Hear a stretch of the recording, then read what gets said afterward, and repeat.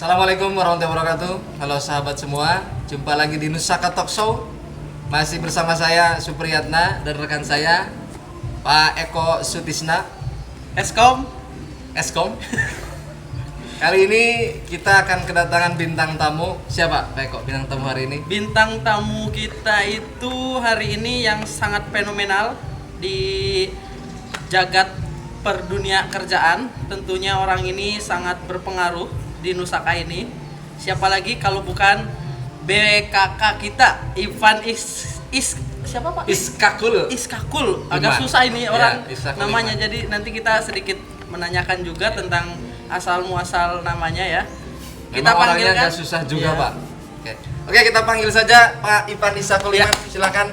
Pak Selaku Iskakul BKK. Iman. Terima kasih Pak sudah menyempatkan. Silakan Pak datang. Silakan duduk Pak. Ya. Pak Ivan sehat Pak Ivan? Alhamdulillah sehat. Baik. Terima kasih atas kehadirannya Pak. Jadi pada acara hari ini kita akan ngobrol mengenai apa sih Pak pentingnya BKK di sebuah SMK itu. Lalu perannya apa? Apa cuma formalitas saja, pelengkap struktur, atau ada manfaatnya? Nanti akan sama-sama kita perbincangkan di talk show kali ini. Silahkan Pak Eko bisa mulainya untuk ngotak-ngatik Pak Ivan ini selaku Ketua BKK di SMK Nusaka ini. Agak sedikit grogi saya kalau nanya-nanya beliau karena memang orangnya ya sebetulnya Rumit. Seperti namanya rumit. Seperti namanya rumit Pak ya. Iya, betul. Kan nama saya jadi banyak yang salah kan. Ini saya yang mau nanya kok saya yang grogi Pak ya. Jangan jenengan. Namanya Pak Ivan ya. Ya, nama saya Ivan Iskakul Iman. Oke. Itu nama ada sejarahnya dulu. Gimana Ya. tuh? Dulu nama saya itu bukan Ivan Iskakul Iman, Tapi Ivan. Van Basten. Tapi karena dulu ada yang protes kalau Van Basten itu bukan nama Islami, makanya diganti namanya jadi Ivan Iskakul Iman. Tapi sekarang karena nikah ke orang Sunda berubah Pak. Banyak yang panggilnya Ipan. Ya karena nggak bisa ngomong V. Oh, iya. Saya juga nggak bisa ngomong V Pak. Jadinya Ipan. Oke, silakan. Oke, pertanyaan pertama Pak Ivan. Jadi sebenarnya fungsi BKK itu apa Pak di SMK itu? Kenapa kalau di SMA itu tidak ada yang namanya BKK? Sekarang tiba-tiba kita masuk ke dunia SMK itu ada yang namanya BKK. Apa sebenarnya Pak fungsinya itu? Oke, akan saya jawab. Makasih Pak. Makasih. Ya, belum. Silakan Belum, Pak. Belum. Ya, jadi bicara masalah fungsi BKK itu bicara masalah visi misi juga. Jadi visi misi BKK itu kan Contekan Pak ya.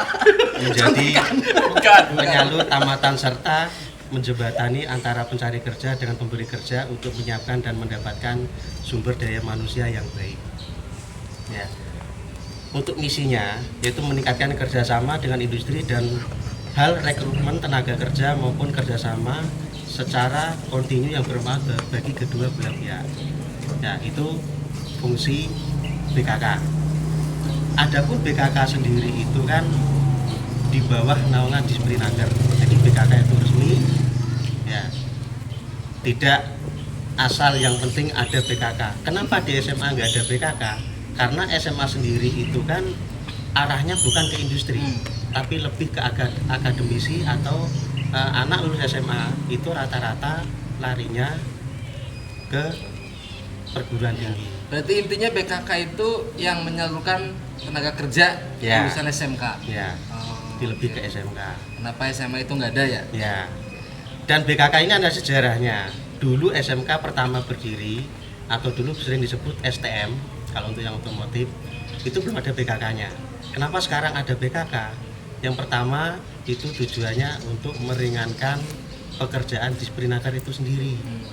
Ya, karena nggak mungkin Disprenaker itu mampu mengcover seluruh SMK yang hubungannya dengan penyaluran tenaga kerja. Ini di SMK Nusaka berdiri tahun berapa Pak? BKK di SMK Nusaka itu berdiri di tahun kurang lebih, waktu itu BKK-nya kan bukan saya. Ya, waktu itu BKK-nya itu Pak Misbah. Jadi sekitar tahun 2012 itu BKK sudah berdiri. Cuman waktu itu belum punya legalitas. Nah, setelah digantikan saya tahun 2016, nah, BKK ini saya daftarkan ke Dispernaker dan sekarang sudah resmi mendapatkan izin untuk penyaluran tenaga kerja atau sering disebut dengan BKK. Nah, ini mungkin ada yang belum tahu BKK itu kepanjangan dari apa. Ya, BKK itu Bursa Kerja Khusus. Bursa Kerja Khusus itu namanya BKK. Ya, karena singkatan BKK itu banyak banget. Ya, biar lebih jelas saja. Berarti lama juga SMK ya berdirinya Ya, BKK. lumayan lama. Nggak pegel itu Pak, berdiri. Ya, kalau berdiri itu pegel. Nggak terlalu pegel sih, yang pegel itu menjalankan tugas menjadi seorang BKK. Itu yang lumayan pegel. Pegel pikiran, pegel tenaga. Baik, tepuk tangan buat Luar biasa. Nusaka, luar biasa banget ini. Seorang ketua dari BKK Nusaka ini. Nah, terus ini ada pertanyaan juga Pak dari luar yang mungkin sering jadi gonjang-ganjing. Netizen Pak, bukan? Netizen, iya. Netizen. Netizen, untuk netizen ini yang belum paham mengenai BKK. Sebetulnya antara SMK dan SMA itu kelebihannya untuk di BKK itu kira-kira apa Pak? Kalau SMA ini memang untuk di dunia industri itu istilahnya gimana ya? Industri itu kan butuh anak yang lulusan yang sudah siap kerja dan punya skill. Sedangkan di SMA itu kan tidak ada pembelajaran yang sifatnya untuk mengolah atau melatih skill anak. Ya, ini memang menjadi dilema bagi sekolah-sekolah SMA. Ya, tapi tidak menutup kemungkinan anak SMA itu bisa masuk. Nah, anak SMA yang bisa masuk ke dunia industri itu rata-rata pasti dia ikut pelatihan terlebih dahulu. Tanpa adanya sertifikat pelatihan atau keterampilan tambahan, itu sekarang itu sangat sulit untuk masuk ke dunia industri. Jadi kalau ada yang bilang misalnya kalau mau kerja nggak usah ke SMK, SMA kan juga sama bisa kerja. Itu agak salah juga berarti apa? Ya, salah Karena juga. tetap berbeda ya Tetap lulusan berbeda. SMK dengan SMA Nah, itu. ya ini tambahan juga dari saya. Sekarang itu SMK secara attitude itu nggak jaminan juga anak SMK itu lulus bisa langsung kerja. Terkadang anak SMA kenapa kok bisa masuk ke dunia industri? Mungkin secara attitude dia punya. Ya, sekarang itu zamannya kan sudah berubah. Ya, zamannya kan sudah berubah. Yang mana industri itu, kalau dulu industri itu benar-benar mengedepankan kepintaran dan skill anak. Sekarang itu skill nomor sekian, nomor satu itu attitude. Ya, jadi lebih ke sikap. Ya, etos kerja yang tinggi, disiplin yang tinggi dari anak itu sendiri, itu sekarang yang jadi pilihan utama industri. Jadi seperti itu. Ngomong-ngomong soal skill Pak, ngomong-ngomong soal skill. Jadi kalau kita ada alumni SMK yang harus ditonjolkan itu lebih penting keterampilan atau lebih penting postur Pak? Karena kalau kita lihat kan ada anak yang saat sekolah itu nilainya bagus, kemudian keterampilannya juga baik, tapi ternyata ketika masuk di sebuah perusahaan tertentu itu terganjal oleh postur yang rendah misalnya atau badannya kecil. Jadi sebenarnya PT itu mengharapkan yang keterampilannya bagus atau yang kondisi fisiknya itu fit Pak. Nah, jadi gini, pertanyaan cukup bagus dan sering ditanyakan Makasih Pak. Makasih. anak-anak dan ditanyakan beberapa wali murid. Itu juga pernah menanyakan masalah itu. Jadi gini, memang ini menjadi dua hal yang sangat ini hal-hal yang sangat benar-benar sangat penting antara skill dengan nilai prestasi anak atau nilai rapot atau nilai akademisi. Ini dua hal ini memang harusnya itu seimbang. Ya. Cuman kenyataannya sekarang itu, di zaman-zaman sekarang itu, banyak anak yang pinter, nilainya bagus, ya. Tapi justru menjadikan dia itu anak ini terbawa arus karena dia merasa pinter. Akhirnya ketika dia masuk ke industri, ya ini menjadi anak yang kebanyakan ya kalau saya lihat di lapangan dan info dari para HRD, anak seperti ini justru itu lebih berpotensi untuk membangkang. Ya. Ketika dikasih arahan, ketika disuruh ini dan itu banyak bantahnya. Ya. Makanya kenapa lebih ditonjolkan ke attitude sama skill. Ya. Perusahaan itu butuhnya anak yang siap mengikuti aturan perusahaan, yang siap mengikuti arahan dan siap kerja. Bukan siap untuk bantah-bantahan, bukan siap untuk berdebat dengan atasan. Nah, karena mereka butuhnya anak yang bekerja. Udah itu aja. Nah ini biasanya Pak, anak-anak SMK yang gagal saat mengikuti tes itu biasanya di bagian apa Pak? Apakah di tes fisik, kesehatan, atau malah di psikotesnya?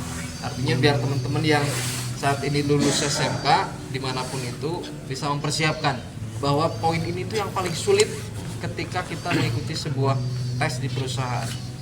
Oke, ini juga nanti saya berikan informasi buat adik-adik juga yang akan mau masuk ke dunia kerja.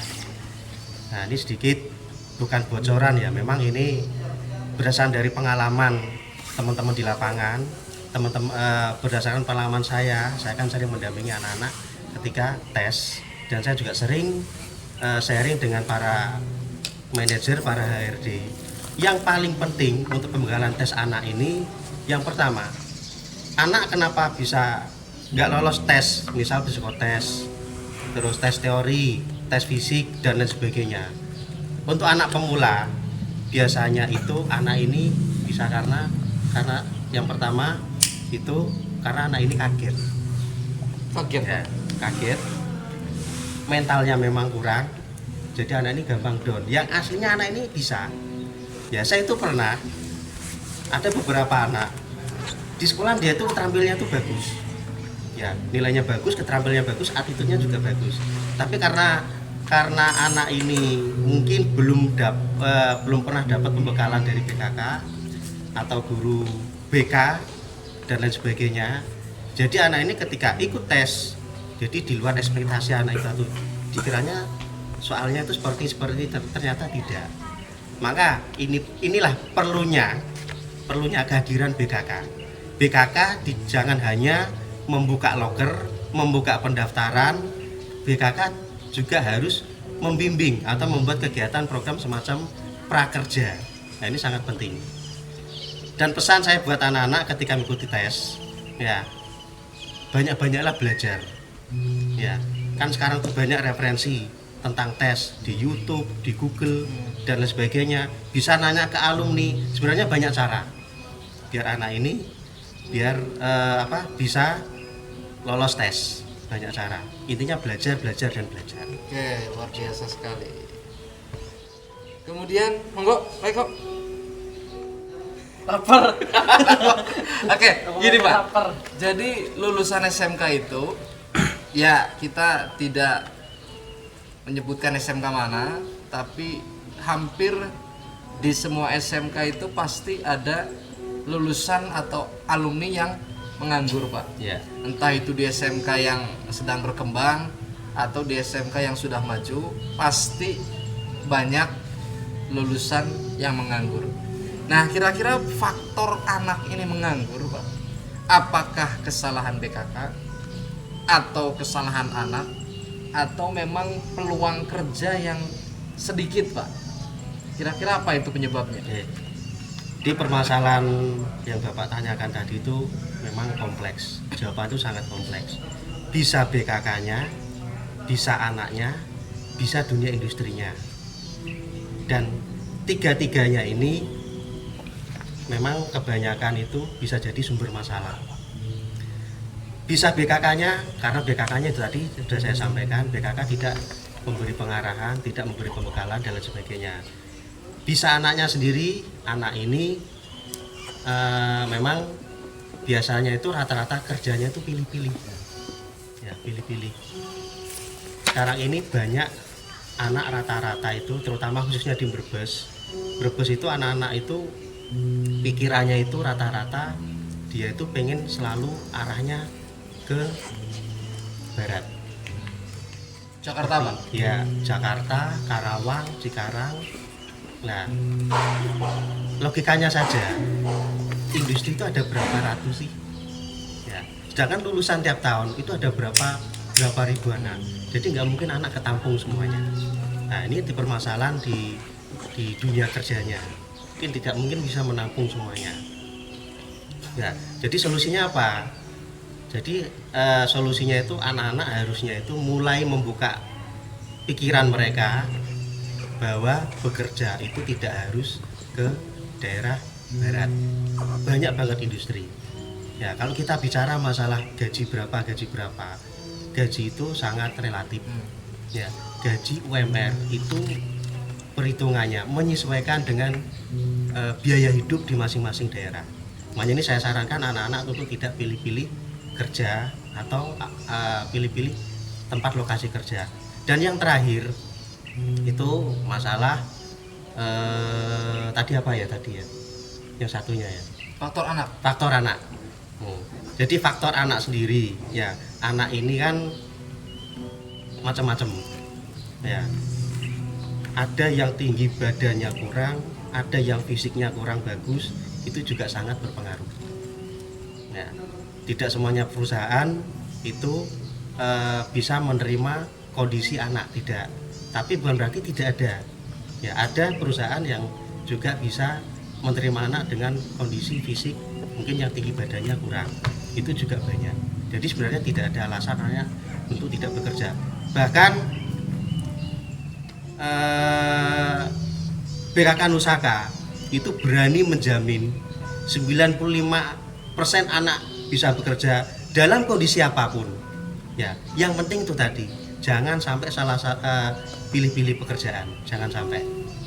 Ya, pasti semuanya bisa kerja. Yang paling bahaya berarti yang semangatnya kurang ya Pak? Ya, itu yang paling Ada bahaya. nggak Pak anak yang lulus SMK 2 tahun lalu, 3 tahun lalu sampai sekarang itu belum pernah melamar Pak? Ada ya Pak? Ada. Berarti ini semangatnya nggak ada berarti Pak? Ya, memang nggak ada semangat. Iya. Oke. Jadi itu hal-hal penting yang disampaikan oleh BKK SMK Nusaka khususnya. Beliau juga termasuk aktif ya Pak di BKK Kabupaten Brebes ya. Baik, ya. Mudah-mudahan bisa memberikan manfaat buat teman-teman, adik-adik yang tahun ini lulus SMK ataupun SMA atau sudah lulus 2 tahun yang lalu, 3 tahun yang lalu. Hal-hal yang harus diperhatikan ketika kalian ingin melamar di sebuah perusahaan. Hal-hal apa saja yang perlu dipersiapkan dan biasanya kegagalan itu di hal apa ya. Yang paling penting tadi disampaikan itu semangat ya. Semangat itu harus ada. Dan juga yang terpenting jangan pilih-pilih pekerjaan ya Pak. Betul. Jangan pilih-pilih pekerjaan, honornya beberapa pun itu, mau 10 juta, mau 15 juta, ataupun mau 20 juta, tetap ambil yang paling besar ya Pak. Betul. Kalau bisa, tetap ambil yang paling besar. Jadi sekali lagi semangat untuk semuanya. Tadi pesan-pesan yang disampaikan mudah-mudahan bisa bermanfaat, khususnya buat teman-teman yang lulus SMK tahun ini. Ada yang mau disampaikan lagi Pak? Untuk Udah mungkin cukup. cukup ya? Itu Pak Eko, yang mau sampaikan lagi Pak? Udah mungkin itu aja. Pesan-pesan terakhir Pak mungkin? Ya. Oke, cukup. Demikian podcast untuk kali pertamanya di SMK Nusaka. Mudah-mudahan memberikan manfaat buat semuanya, khususnya buat adik-adik yang lulus dari SMK ataupun SMA. Mudah-mudahan kalian bisa sukses bekerja di perusahaan besar di Indonesia. Terima kasih. Assalamualaikum warahmatullahi wabarakatuh. SMK Nusaka.